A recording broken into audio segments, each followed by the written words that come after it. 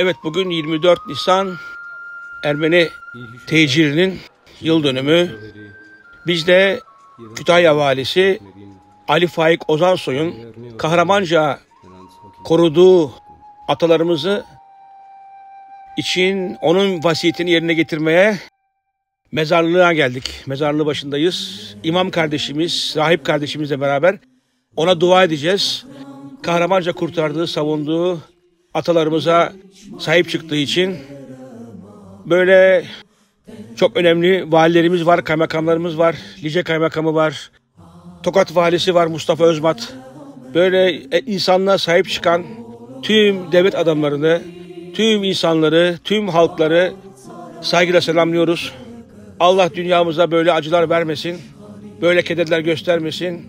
İnsanlık her zaman kardeşlik, birlikte olsun. Saygılarla.